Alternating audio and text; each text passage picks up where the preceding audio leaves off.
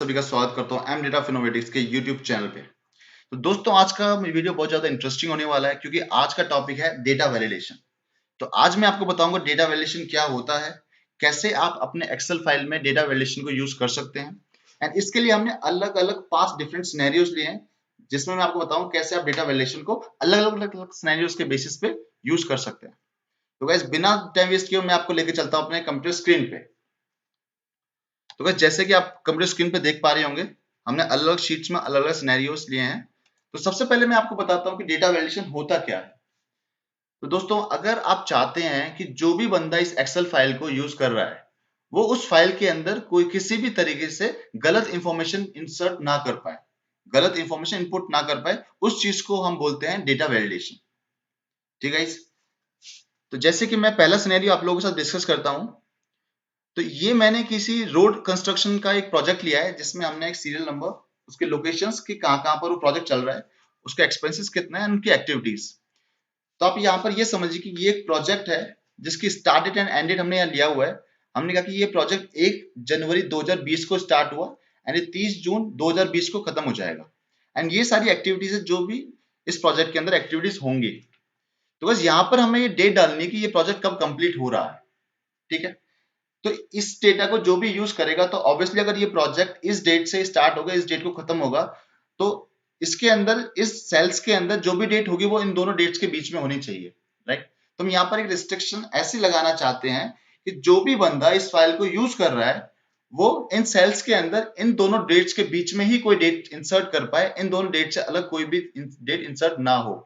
क्यों? क्योंकि ये प्रोजेक्ट अगर इन दोनों डेट्स के बीच में है तो डेट्स भी, जो एक्टिविटीज है वो भी इन दो डेट्स के बीच में ही होनी चाहिए। ठीक है। तो ये है पहला सिनेरियो हमारा। तो डेटा वैलिडेशन लगाने के लिए सबसे पहले आपको सेल्स को सिलेक्ट करना होता है कि किन सेल्स में आप डेटा वैलिडेशन लगाना चाहते हैं। तो सबसे पहले आपने इन सारे सेल्स को सिलेक्ट किया। डेटा वैलिडेशन का शॉर्टकट होता है Alt+A+V+V। Alt+A+V+V शॉर्टकट होता है। बाकी आप शॉर्टकट नहीं यूज करना चाहते तो आप जाएंगे डेटा टैब पे, डेटा टैब में data tools, and data tools में आपके पास डेटा वैलिडेशन का ऑप्शन होता है।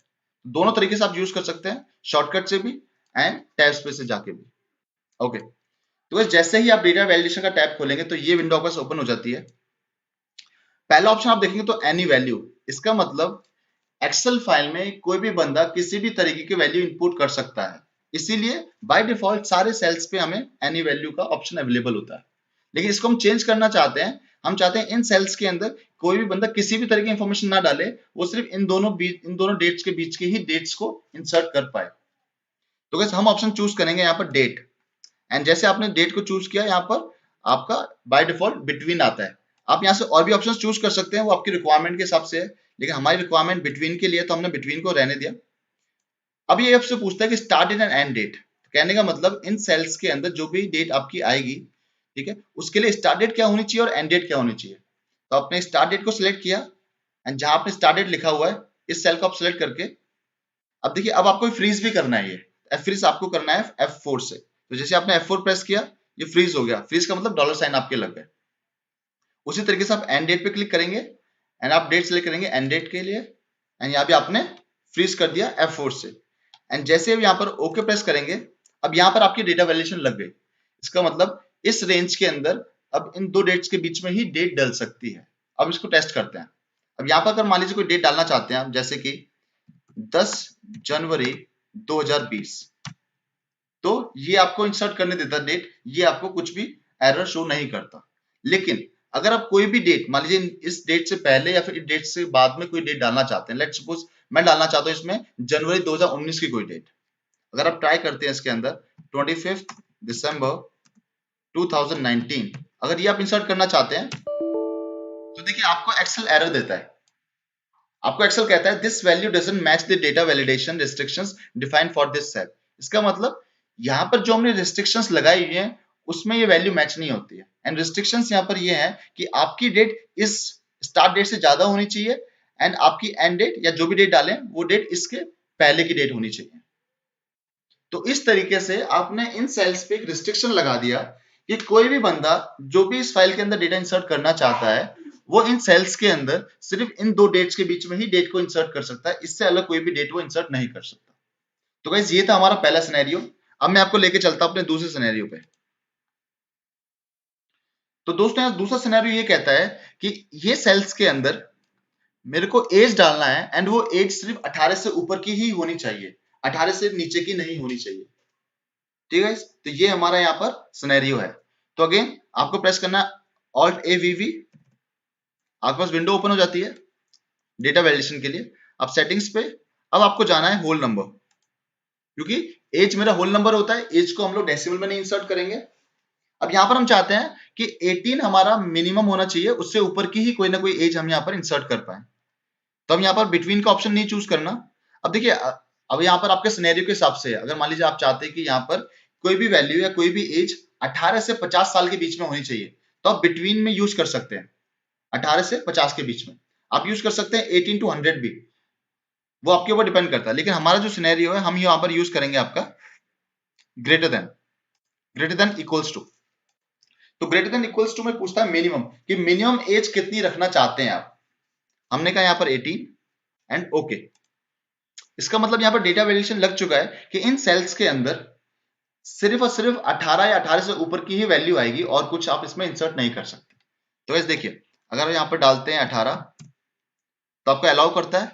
आप यहाँ पर डालते हैं लेट्स सपोज 25, 36, 82 या 80 कुछ भी, तो आपको कभी भी एरर नहीं शो करेगा। लेकिन अगर आप 18 से नीचे कोई वैल्यू डालना चाहेंगे, लेट्स सपोज 17, तो आपको एरर देता है। क्यों? क्योंकि आपने यहाँ पर रॉन्ग इंफॉर्मेशन इंसर्ट किया है। ठीक है, तो इस तरीके से आपने इन सभी सेल्स पे एक रिस्ट्रिक्शन लगा दिया कि इस रेंज के अंदर आप 18 से ऊपर की ही एज डाल सकते हैं, उससे नीचे की एज आप नहीं डाल सकते। ओके, तो गाइस हम चलते हैं अपने तीसरे सिनेरियो पे।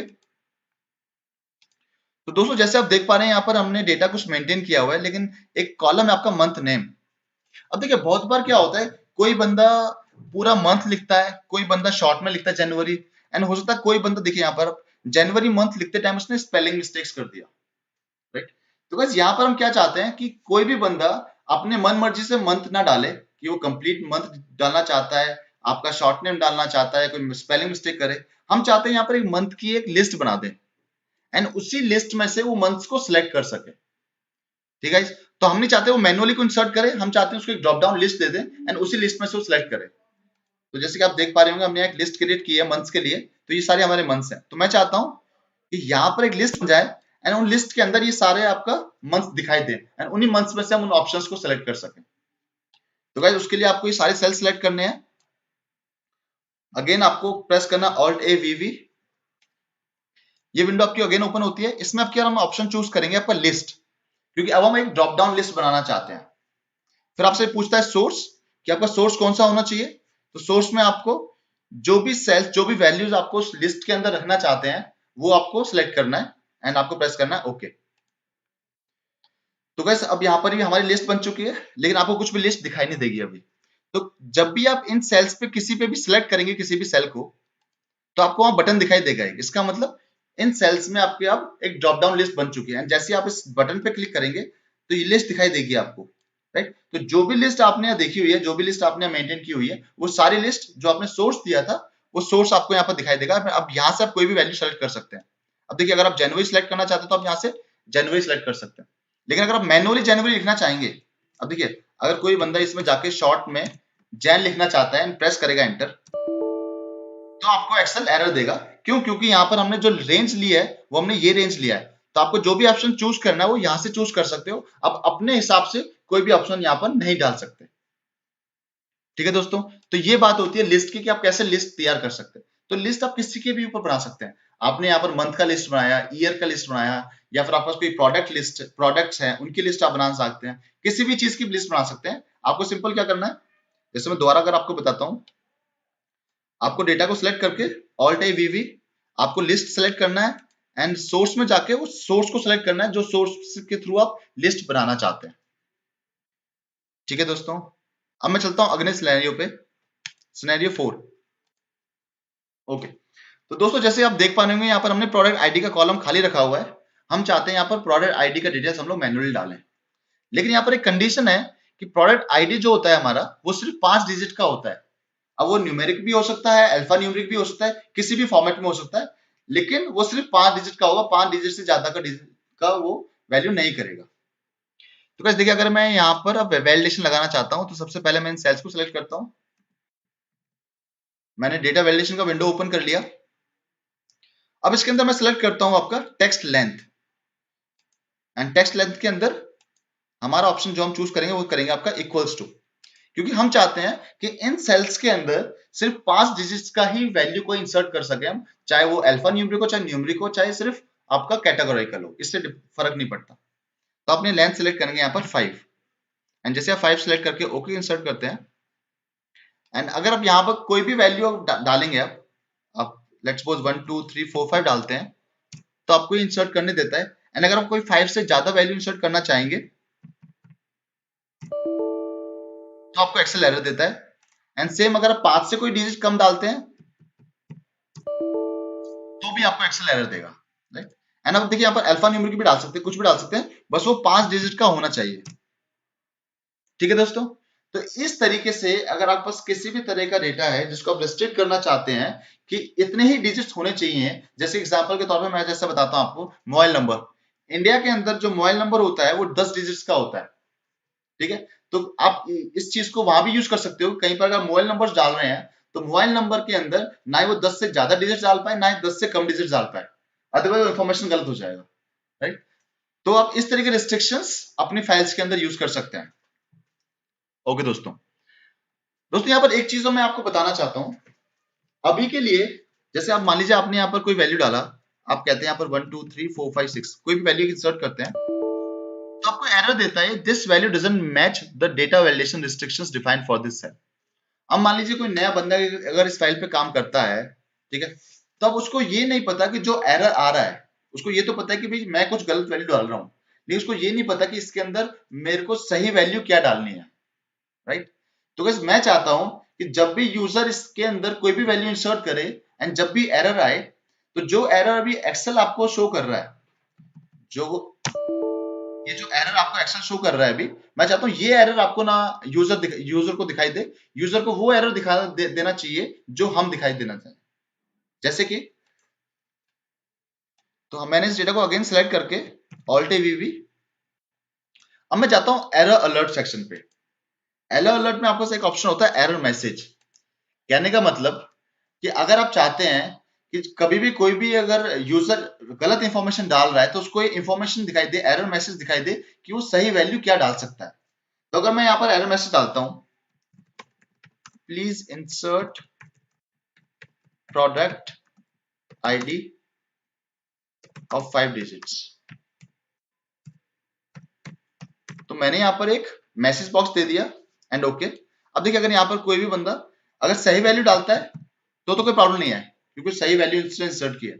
अगर वो किसी भी तरीके की गलत इंफॉर्मेशन इंसर्ट करता है यहाँ पर, तो अब यहाँ पर वो एक्सेल उसको आपका एक एरर मैसेज देगा कि please insert product ID of 5 digits. इसका मतलब अब यूजर को ये पता चल रहा है कि एरर क्या है और उसको रेक्टिफाई कैसे कर सकता है। ठीक है दोस्तों, अब तक हमने यूजर को ये नहीं बताया कि एरर क्या है, उसको सही वैल्यू क्या डालनी है, लेकिन इस मैसेज बॉक्स के थ्रू आप यूजर को ये बता सकते हैं कि आप गलत इंफॉर्मेशन डाल रहे हैं एंड सही इंफॉर्मेशन क्या होनी चाहिए। ओके, ठीक है। इसलिए मैं दोस्तों मैं एक अलग सिनेरियो लेता हूं। मैंने अभी कहा कि आपके प्रोडक्ट आईडी 5 डिजिट की होनी चाहिए एज पर आर क्राइटेरिया, लेकिन अगर मान लीजिए हम एक नया प्रोडक्ट लॉन्च करते हैं एंड जिसकी डिजिट्स हम लोग 6 डिजिट रखना चाहते हैं किसी भी पर्पस के थ्रू, तो हम चाहते हैं कि हम एक एक्सेप्शनल प्रोडक्ट बना रहे हैं जिसमें जिसका जो आईडी है वो 6 डिजिट्स का होगा एंड उसको भी हम यहाँ यूज कर सकें। ठीक है दोस्तों, अब हम चाहते हैं कि एक्सेल को बिल्कुल रिस्ट्रिक्ट ना हो। अब एक्सेल हमें ऑप्शन दे कि अगर आप जो भी हमने यहाँ कंडीशन दी है उससे अलग कोई इंफॉर्मेशन अगर डालना चाहते हैं तो भी आप डाल सकें। तो उसके लिए आपको क्या करना पड़ेगा, आप अपने डेटा को सिलेक्ट कीजिए, ऑल्ट ए वी, अगेन आप ये ऑप्शन ओपन करेंगे। अब मैं बात करता हूं एरर अलर्ट के अंदर स्टाइल की बात। देखिए स्टाइल में अब तक आपने ऑप्शन चूज किया हो स्टॉप। तो स्टॉप का मतलब होता है कि अगर आप किसी भी तरीके की गलत इंफॉर्मेशन डाल रहे हैं, आप चाहे कोई भी हैं किसी भी तरह की इंफॉर्मेशन डाल रहे हैं, एक्सेल उस चीज को एक्सेप्ट नहीं करेगा किसी भी कीमत पे। ठीक है गाइस, अगर आप लोग स्टॉप वाला स्टाइल यूज कर रहे हैं, इसमें अगर आप यूज करते हैं वार्निंग, तो वार्निंग का मतलब होता है कि अगर आप कोई गलत वैल्यू डालते हैं तो एक्सेल आपको वार्न करेगा। इसका मतलब एक्सेल आपको रोक नहीं रहा, एक्सेल आपको वार्न कर रहा है कि आप गलत वैल्यू डाल रहे हैं। तो मैं आपको वार्निंग के थ्रू दिखाता हूं। अगर आप वार्निंग स्टाइल यूज करते हैं एंड अगर आप यहां पर कोई गलत वैल्यू डालते हैं अब, तो देखिए एक्सेल आपको बताता है अब कि please insert product ID of 5 digits. ये वो एरर मैसेज जो हमने दिया था। इसके बाद एक्सेल आपसे पूछता है कंटिन्यू क्वेश्चन मार्क। इसका मतलब कि आप चाहते हैं ये 3 डिजिट्स की वैल्यू रखना। अगर उसको यस करते हैं तो आपको एक्सेल आपको अलाउ करेगा कि ये वैल्यू को इंसर्ट करने के लिए। अगर आप नो पे क्लिक करेंगे इसका मतलब एक्सेल आपको अलाउ नहीं करेगा। तो अगर आप प्रेस करते हैं यस पे तो आपको उसने इंसर्ट करने दिया वैल्यू जो कि 5 डिजिट से कम है। तो कहने का मतलब अगर आप वार्निंग स्टाइल यूज करते हैं तो एक्सेल आपको एक्सेप्शनल केसेस पे भी कुछ इंसर्ट करने देता है, कुछ वैल्यूज। ठीक है दोस्तों। एंड इसमें जो लास्ट स्टाइल होता है वो आपका होता है इंफॉर्मेशन। अगर इंफॉर्मेशन यूज करते हैं इसका मतलब ना ही एक्सेल आपको रोकेगा, ना ही एक्सेल आपको वार्न करेगा। एक्सेल आपको सिर्फ इंफॉर्म करेगा कि आप कोई ना कोई गलत वैल्यू इंसर्ट कर रहे हैं। जैसे कि अगर आप कोई सही वैल्यू इंसर्ट करते हैं तो किसी तरह की प्रॉब्लम ही नहीं है, किसी तरह का ना ही कोई एरर मैसेज बॉक्स आएगा, ना ही आपको कोई ये रोकेगा कहीं पर। बट यस अगर आप कोई गलत इंफॉर्मेशन डालते हैं एंड हम लोग यूज कर रहे हैं इंफॉर्मेशन का स्टाइल, तो यहाँ पर आपको कहता है कि प्लीज इंसर्ट, ये वो एरर मैसेज बॉक्स जो हम दिखा रहे हैं। अब देखिए यहाँ पर ये यस नो का ऑप्शन नहीं देता, इसका मतलब ओके का ऑप्शन देता है सीधा। इसका मतलब ये आपको ये नहीं कह रहा कि आप रुक जाइए, ये सिर्फ आपको इन्फॉर्म कर रहा है कि ये आपको जो इंफॉर्मेशन डाल रहे हैं आप उसके अंदर ये मैसेज बॉक्स हमने दिया हुआ है। तो ये 3 तरीके के आप स्टाइल्स यूज कर सकते हैं। एक आता है आपका स्टॉप, एक होता है आपका वार्निंग एंड एक होता है आपका इंफॉर्मेशन।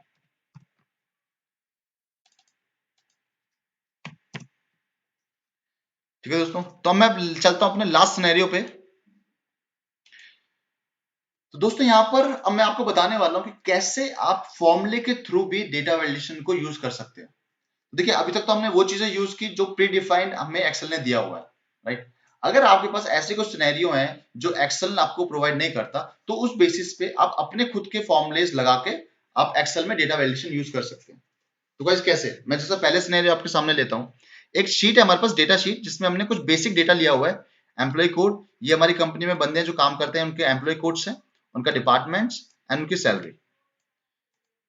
तो मेरी कंडीशन यहाँ पर सिनेरियो ये है कि हम यहाँ पर जो एम्प्लॉय डालना चाहते हैं, हम ये चाहते हैं कि जो भी यूजर इसके अंदर एम्प्लॉय डाले वो एम्प्लॉय आईडी यहाँ होनी चाहिए।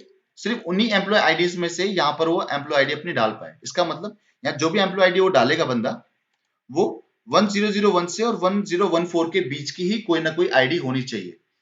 इन सारे एम्प्लॉय कोड से अलग कोई आईडी वो इंसर्ट ना कर पाए। ठीक है दोस्तों। तो इस तरीके का मैं रिस्ट्रिक्शन यहाँ पर लगाना चाहता हूँ। तो उसके लिए हम लोगों को यूज करना है फॉर्मूला। दोस्तों सबसे पहले मैं सेलेक्ट करूंगा इस डेटा को, ऑल्ट एवीवी। तो मैं आपका आ गया डेटा वैलिडेशन पे। अब मैं यहाँ पर चूज करता हूँ आपका कस्टम। एंड जैसे आप कस्टम को चूज करेंगे आपको यहाँ पर ऑप्शन आता है फॉर्मूला। इसका मतलब तो जो भी फॉर्मूला आप यहाँ पर डालेंगे उस फॉर्मूले के बेसिस पे आपको ये डेटा को रिस्ट्रिक्ट करेगा। ठीक है। अब हमें ये बताना है कि जो भी एम्प्लॉय आईडी आपकी यहाँ अवेलेबल है वो एम्प्लॉय आईडी आपकी यहाँ डलनी चाहिए, सिर्फ वही होनी चाहिए, कोई और एम्प्लॉय आईडी आपकी नहीं हो सकती। तो उसका सीधा आपको पहले लॉजिक लगाना है कि आप कैसे कर सकते हैं। तो सबसे पहले आपको क्या करना है, जो भी एम्प्लॉय आईडी हम यहाँ डालें आपको सिंपल ये देखना है भाई वो एम्प्लॉय आईडी यहाँ पर अवेलेबल है या नहीं है। तो उसके लिए हम यहाँ पर आपका एक फॉर्मूला यूज करेंगे जिसका नाम है काउंट इफ। तो इस काउंट इफ का फॉर्मूला मैं आपको नहीं एक्सप्लेन कर रहा यहाँ पर, लेकिन जिसको आता है काउंट इफ का फॉर्मूला वो इसको जल्दी समझेंगे।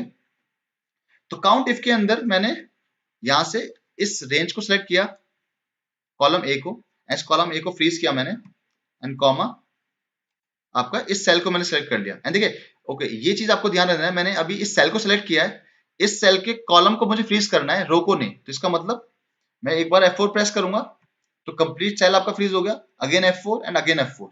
तो अब मेरा कॉलम फ्रीज है, रो फ्रीज नहीं है। तो मुझे सिर्फ अपनी कॉलम फ्रीज रखनी है ताकि जब भी ये डेटा वैलिडेशन नीचे वाले सेल्स में मूव हो तो आपके रो तो चेंज हो गए लेकिन कॉलम आपका सेम रहे। ओके। तो ये मैंने काउंट इफ का फॉर्मूला लगा दिया। अब इस काउंट इफ के फॉर्मूले से क्या होगा, जो भी वैल्यू हम यहाँ डालेंगे इस डेटा वैलिडेशन इस फॉर्मूले के थ्रू चेक करेगा कि वो वैल्यू का, जो भी वैल्यू हम यहाँ डाल रहे हैं एम्प्लॉय आईडी, उसका इस शीट के अंदर कितना काउंट है। तो दोस्तों अगर उसका काउंट एक या एक से ज्यादा हुआ, इसका मतलब वो वैल्यू यहाँ पर अवेलेबल है। तो मैंने सिंपल यहाँ फंडा क्या दिया, मोर देन इक्वल्स टू 1। अच्छा एक चीज आपको ध्यान देनी है, जो भी फॉर्मूला हम यहाँ डालेंगे तो देखिए या तो वो सही होगा या गलत होगा, ठीक है। अगर उसका आउटकम ट्रू आता है, इसका मतलब आपकी रेस्ट्रिक्शन यहाँ पर लग जाएगी।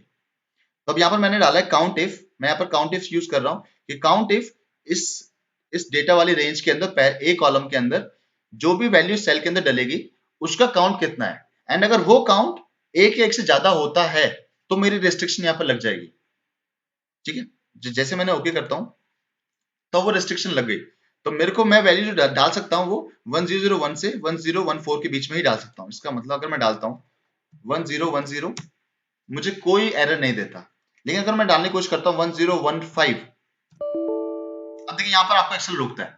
क्यों? क्योंकि ये वो वैल्यू है जो आपकी इस रेंज में अवेलेबल नहीं है, ठीक है दोस्तों। लेकिन एक चीज और, मान लीजिए कल को आपका डेटा चेंज होता है, कल को मान लीजिए आपने इस डेटा के अंदर एक आईडी अपनी और इंक्रीज कर दिया, आप कहते हैं 105 आपका ऐड हो गया, ये फाइनेंस डिपार्टमेंट से बिलोंग करता है बंदा, एंड मैं इसका रैंडमली कोई भी वैल्यू पिक कर लेता हूँ यहाँ पर। अब अगर यहाँ जाके आप कोई वैल्यू डालना चाहते हैं विच इज 1015, तो आपको भी अलाउ करेगा। क्यों? क्योंकि जो आपका मेन डेटा है वहां पर ये एम्प्लॉय आईडी आ चुकी है, ठीक है दोस्तों। तो इस तरीके से आप रिस्ट्रिक्शन लगा सकते हैं फॉर्मूले के थ्रू कि जो भी एम्प्लॉय आईडी इस डेटा शीट के अंदर डलेगी वही एम्प्लॉय आईडी आप यहां डाल सकते हैं, कोई और एम्प्लॉय आईडी आप यूज नहीं कर सकते। तो दोस्तों मैं लास्ट सिनेरियो आपके सामने डिस्कस करता हूं विच इज अपडेटेड सैलरी। जैसे आप यहां देख पा रहे हैं कि लास्ट ईयर की सैलरी मैंने यहां पर लिया है, एंड यहां पर मैं अपडेटेड सैलरी डालना चाहता हूं। कहने का मतलब ये एम्प्लॉयज लास्ट ईयर तक ये सैलरी ले रहे थे, ठीक है, अब हम उन सैलरीज को इंक्रीज करना चाहते हैं। तो मैं चाहता हूं जो भी सैलरी यहां डलेगी वो सैलरी इस सैलरी से ज्यादा होनी चाहिए। इसका मतलब कोई भी बंदा यहाँ जो सैलरी डालेगा, जो बंदा बेसिकली जो ऑपरेटर है, जो बंदा यहाँ पर डेटा डाल रहा है, वो बंदा इसके अंदर इससे इस वाले सेल से कोई सैलरी कम ना डाल पाए, ठीक है। तो मैंने सेल्स को सिलेक्ट किया, ऑल्ट ए वी वी, मैं यहाँ पर जाके सिलेक्ट करता हूं कस्टम, एंड कस्टम में मैं कहता हूं दिस सेल। तो इस सेल का मैं अगेन आपका कॉलम को फ्रीज करूंगा मैं, तो कॉलम के लिए आपका फ्रीज हो जाएगा आपका ये ई कॉलम को हमने फ्रीज किया। यहां पर मैं कहता हूं मोर देन ये वाला सेल, इसके भी हम कॉलम को फ्रीज करेंगे। तो दोस्तों यहां पर मैं क्या कह रहा हूं कि जो भी वैल्यू इस सेल के अंदर होगी वो ज्यादा होनी चाहिए इससे, ठीक है। तो ये कंडीशन लग गई हमारी, एंड मैंने कहा ओके। अब देखिए अगर मैं वैल्यू डालता हूं इससे बड़ी कोई, लेट्स सपोज 4490 भी डालता हूं या 44 कुछ भी, तो आपको ये एरर कभी नहीं देगा। बट इन किसी भी सेल में जाके आप मान लीजिए अब इसमें है 6130, अगर हम मान लीजिए इसमें 6129 भी डालते हैं तो भी आपको ये एरर देगा।